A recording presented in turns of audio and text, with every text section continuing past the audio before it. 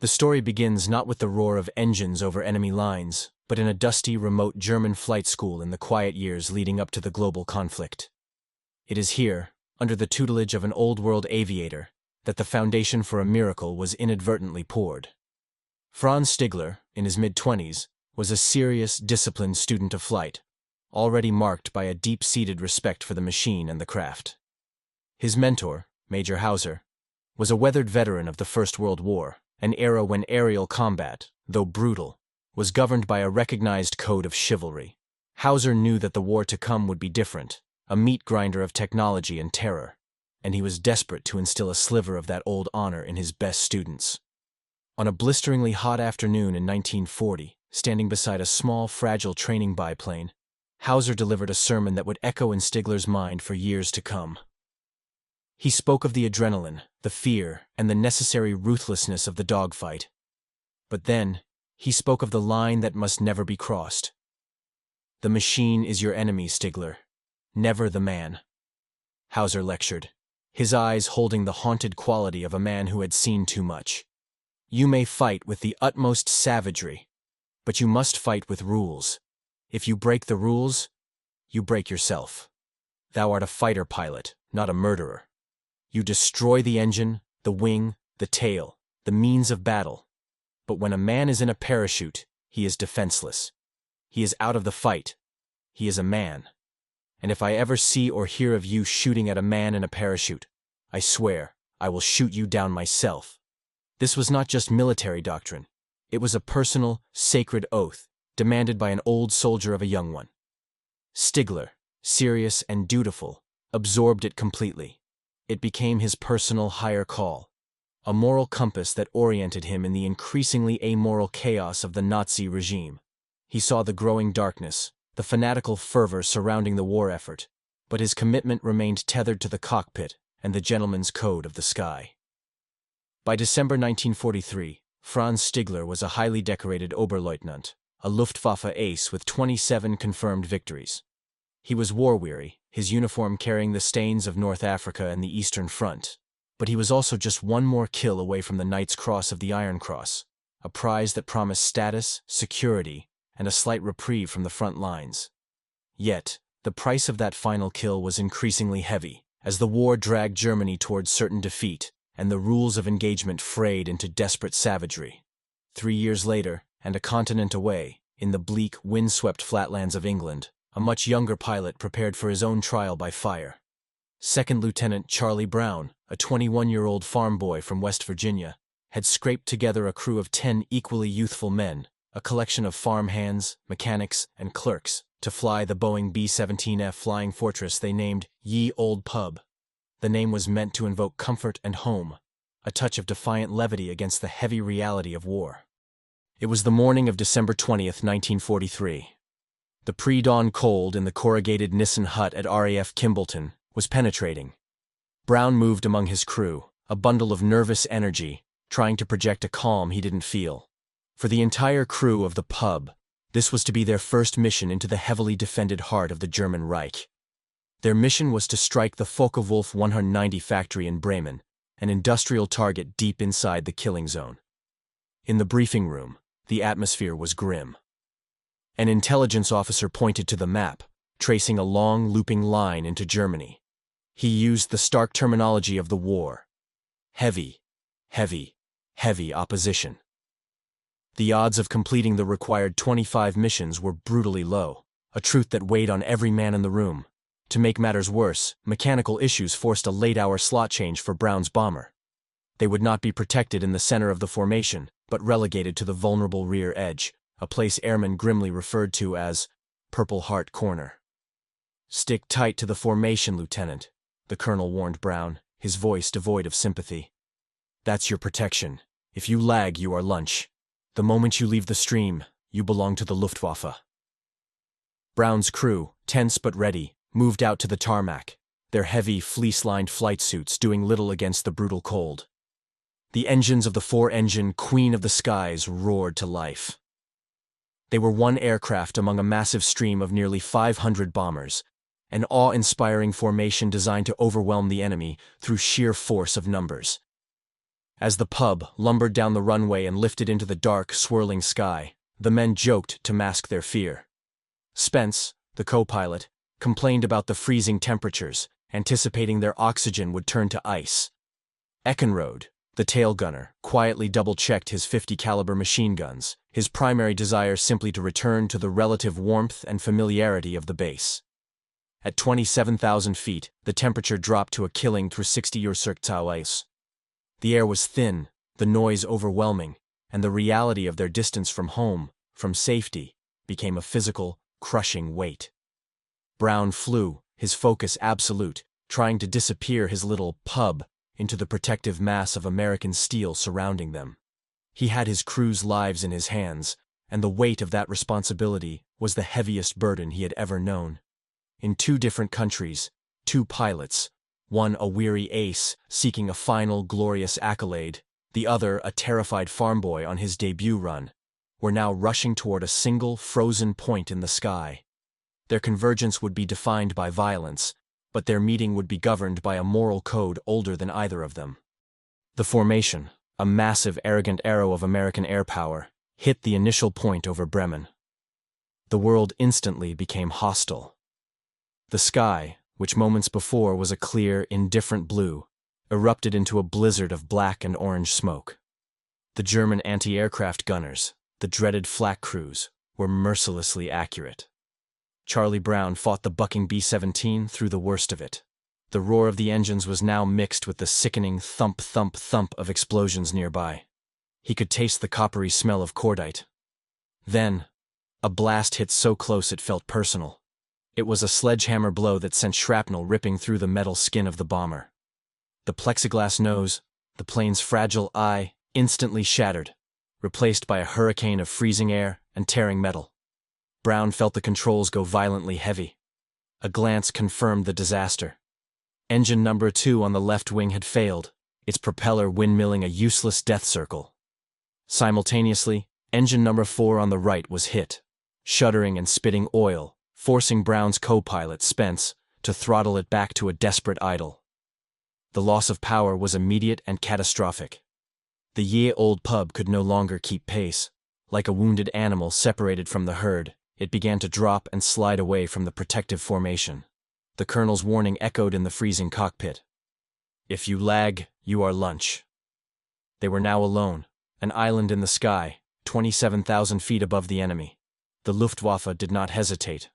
From below the clouds, the German fighters, the sleek Bf-109s, and the aggressive FW-190s, swarmed. Brown didn't have time to think, only to react. Over the next 10 minutes, the pub endured a savage, relentless beating from more than a dozen fighters that turned the mission into a frenzied, desperate struggle for survival. The airframe was stitched with machine gun fire and ripped open by cannon shells. Engine number 3 was hit, and its propeller began to spin at half speed. The bomber was barely flying on one good engine and 2 crippled ones. Inside, the world was plunging into chaos. The hydraulic system exploded, crippling the flight controls, and the electrical system died, leaving the crew blind and without heat. The internal oxygen lines were severed, causing a slow, creeping hypoxia. Brown was hit, a fragment tearing through his left shoulder, but the adrenaline was a stronger painkiller than any drug. He fought to keep the plane level, pushing the controls with a strength born of pure desperation, trying to reverse a stall that would send them spinning to earth. The cabin was a frozen morgue, blood mixed with ice crystals on the metal floor. Then came the terrible reports over the intercom. Hugh Eckenrode, the tail gunner, was gone, decapitated by a cannon shell. Alex Yelisenko and Richard Pechot, the waist gunners, were wounded, clutching their shattered limbs. The guns, their final defense, were mostly jammed solid. The cold had turned the lubricants into frozen goo. The once proud flying fortress was now a crippled, frozen wreck, a flying sieve of aluminum. The German fighters, seeing the complete disintegration of the bomber's structure and the lack of defensive fire, pulled away. In their experience, this plane was finished. It was a matter of gravity and moments before it plummeted. They moved on to find other targets. Charlie Brown, dizzy, bleeding, and fighting the blackness of oxygen starvation, looked out at the vast, uncaring sky. They were 300 miles from England, barely holding altitude, and they were, impossibly, still flying. Below, at his airfield, Franz Stigler felt the high of combat wearing off, replaced by the grim satisfaction of duty. He had landed, refueled, and rearmed his Messerschmitt Bf 109G6. The radio crackled with the report of the crippled straggler heading for the coast. One more kill. The Knight's Cross. Stigler ascended, his mind fixed on the prize and the end of his combat tour. He quickly gained altitude and spotted the B-17, a dark, struggling speck moving far below its cruising altitude. It was flying low, slow, and utterly alone. As he closed the distance, Stigler settled in behind the bomber's tail, lining up his cannons for the final, decisive burst. He could taste the victory. But when he drew within 50 yards, his professional focus shattered. He had seen severe battle damage before, but nothing like this. The American bomber was not just damaged, it was annihilated. He could see daylight streaming through the gaping holes in the fuselage, torn by flak and cannon shells. He could see the internal structure, the spars and ribs, twisted and exposed like bone. He pulled up alongside the starboard wing, slowing his fighter to match the bomber's desperate pace. He looked into the cockpit. He saw the pilot, Charlie Brown, slumped over the controls, his face a ghostly white, his mask dangling uselessly, his shoulder soaked in blood. He saw the bodies of the wounded, huddled together like frozen meat. And looking back, through a shell hole where the tail section was, he saw the horrific sight of the headless tail gunner, a silent, bloody testament to the violence they had endured. The image hit Franz Stigler with the force of a moral judgment. This B-17 was not a viable combat machine. It was a dying coffin. These men were as good as in their parachutes. The chilling, non-negotiable vow of Major Hauser roared back into Stigler's consciousness, overriding the roar of his Daimler-Benz engine and the lure of the Knight's Cross. If I ever see or hear of you shooting at a man in a parachute, I will shoot you down myself. Stigler's finger froze on the firing stud. I cannot kill these half-dead men. The highest decoration in the Wehrmacht was worthless if it meant sacrificing his soul. He chose the higher call. Stigler frantically pulled his Messerschmitt in close. He began to gesticulate wildly, trying to communicate through the freezing glass. He pointed down toward a nearby German airfield and made landing motions with his hands. Land. Surrender. You will be safe. Charlie Brown, struggling through the fog of pain and oxygen deprivation, saw only the German fighter pilot, close enough to reach out and touch, yelling and pointing.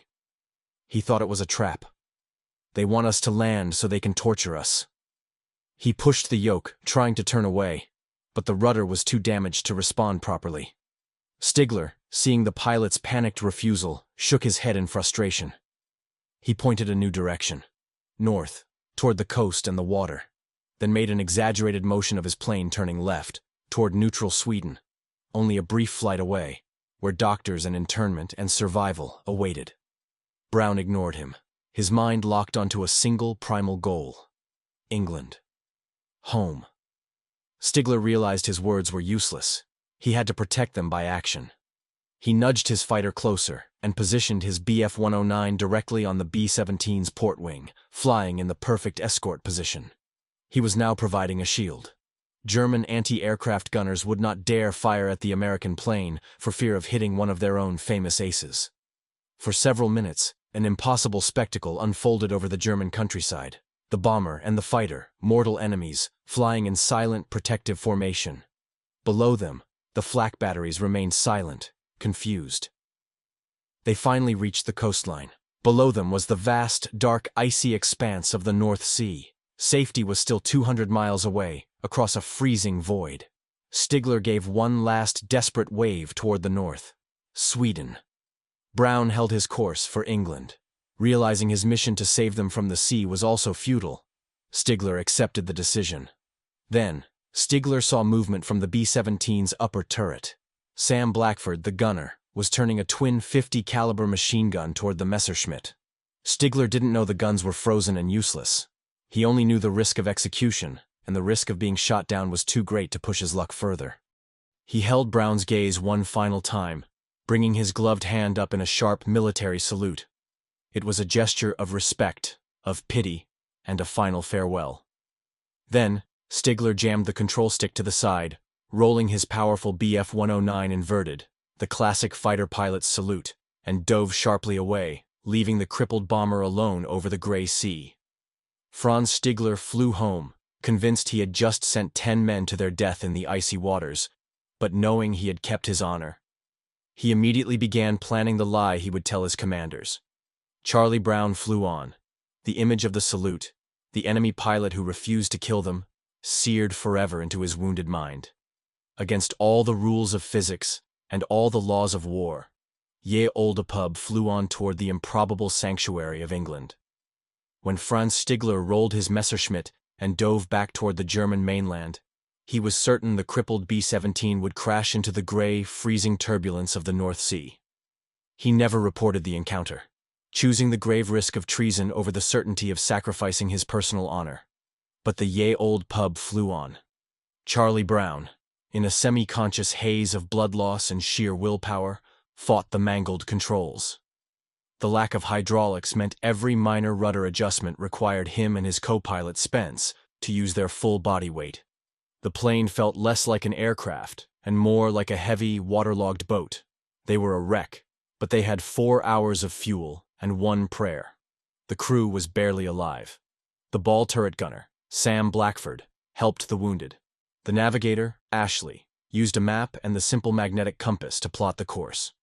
They were flying on the absolute ragged edge of aerodynamic possibility.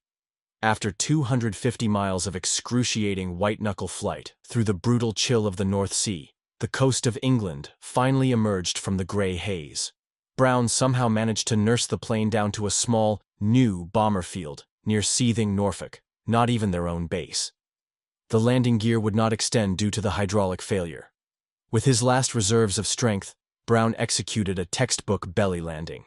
The B-17 skidded to a violent final stop in a field, its aluminum frame groaning in protest. The men, battered and frozen, scrambled out of the wreck. 9 survived. The WWII was destroyed, riddled with over 200 bullet holes, half its controls missing, its guts strewn across the German sky. It was a miracle that stunned the ground crews who rushed toward the smoking hulk. The ordeal should have ended with a hero's welcome. Instead, it ended with a gag order. Charlie Brown was debriefed immediately. He recounted the horror of the flak, the frenzy of the fighter attacks, and the loss of his tail gunner. Then, hesitantly, he told the unbelievable part. The German ace, the close escort, the protective formation, and the sharp salute over the North Sea. The senior officers in the 379th Bomb Group listened in uncomfortable silence. The news of a German pilot sparing an American crew was an existential threat to morale. The Allied military machine depended on the bomber crews viewing the enemy as faceless, merciless fanatics. If the bomber crews learned that German pilots possessed a chivalrous code, they might hesitate in combat, or worse, develop a crippling empathy that would undermine the entire war effort. Brown's commanding officer looked him in the eye, his expression stern, definitive, and absolute. "You will not speak of this again, Lieutenant. Not a word to anyone. The incident is classified top secret. Do you understand?" And so, the greatest moral event of Brown's life was stuffed into a file cabinet, hidden under a blanket of wartime expediency. Brown and his surviving crew were awarded the Silver Star for gallantry, but the one man who had saved their lives, the enemy pilot, was never mentioned. Brown was forced to carry the question alone. Who was he? And why did he let us live? The ghost of that encounter haunted him more deeply than the loss of his plane or the death of his gunner. On the other side of the war, Franz Stigler lived his life on a wire. He reported that the B-17 had crashed into the sea, the lie buying him freedom from court-martial and likely execution for high treason. He was a professional soldier, but his soul was safe. He missed the Knight's Cross, but he kept his human dignity. As the tide of the war turned, Stigler continued to fly, even transitioning to the terrifying, technologically advanced Me-262 jet fighter in the war's final months. The war ended, and with it, the Germany he knew. Disillusioned and facing a bleak future in a broken nation, Stigler emigrated to Vancouver, Canada in 1953. He became a successful industrialist, building a comfortable life far from the wreckage of Europe. He had married and raised a family. But the memory of the ye olde pub, the silent shattered bomber he had refused to kill, was his hidden cargo.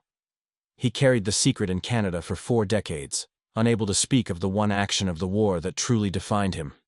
Terrified of the possible repercussions for his family, he had to assume the crew died in the icy sea, yet he hoped with a deep, silent fervor that they had somehow made it. For 40 years, Charlie Brown served his country, rising to lieutenant colonel in the Air Force and later working for the State Department. He had 2 daughters, a long career, and a quiet retirement in Miami, Florida. Yet, the story of the German pilot was the splinter in his mind he could never remove. Finally, in the mid-1980s, at a large veterans reunion, Brown decided the secret had to end. He told the incredible tale to a shocked and silent room of former pilots. They encouraged him.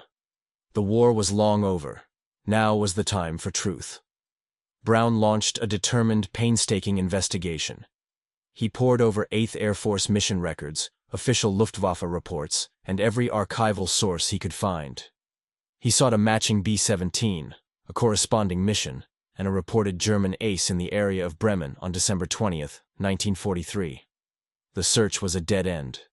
Then, in 1986, acting on a long shot, Brown wrote a letter to a major German veterans newsletter, Jägerblatt, Fighter Journal, detailing the strange encounter and asking for any information about the pilot of a Bf-109 that day. Silence followed. For 4 years, nothing. Brown began to lose hope. Then, in 1990, a letter arrived in Miami. It was postmarked from Vancouver, Canada. The writer was Franz Stigler. Stigler, now 75, had finally seen Brown's appeal. He had read the account of the mission, the date, and the unbelievable escape. Tears streamed down his face as he realized his oath had not been in vain. The men were alive. He wrote immediately to Brown, telling him his name and rank. The 2 former adversaries corresponded briefly, arranging a meeting. Brown flew to Vancouver. The moment they met in the hotel lobby was charged with nearly 5 decades of repressed emotion and history.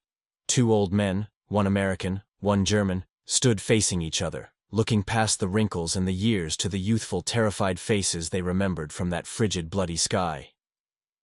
Brown spoke first, the words he had held captive for so long spilling out. "My name is Charlie Brown. I was the pilot of the B-17. Stigler, trembling, reached out his hand, his eyes wet. "Franz Stigler, welcome. I have waited 50 years to shake your hand." Brown gripped it, then finally, agonizingly, asked the only question that mattered. "Why? Why didn't you shoot us down? You had us dead to rights." Stigler looked at the man he had saved, the man who had haunted his dreams, and answered with the private, intimate detail that proved his identity and his conscience. He spoke the words that confirmed the sanctity of his code. "Because I saw your tail gunner. I saw the blood. I saw you were defenseless. To me, you were in a parachute. I simply could not." He paused, his voice cracking with finality. "My major told me, 'Thou art a fighter pilot, not a murderer.' That was the day I flew by his rules." The tension of half a century broke. The 2 men, enemies in the air, embraced in a profound moment of shared humanity. The Knight's Cross was never received by Franz Stigler. The official medals and commendations received by Charlie Brown never mentioned the German pilot who saved his life. But in that hotel lobby, they both received something far more enduring than any military decoration: peace. From that day until their deaths in 2008, just months apart, Charlie Brown and Franz Stigler were inseparable friends. They referred to themselves as brothers. They traveled the world, telling their astonishing story to military groups and historical societies, providing an unforgettable lesson that even in the utter brutality of global war, a personal, unwavering commitment to human dignity, a higher call, can transcend national hatreds and save a life, thereby saving a piece of the world itself.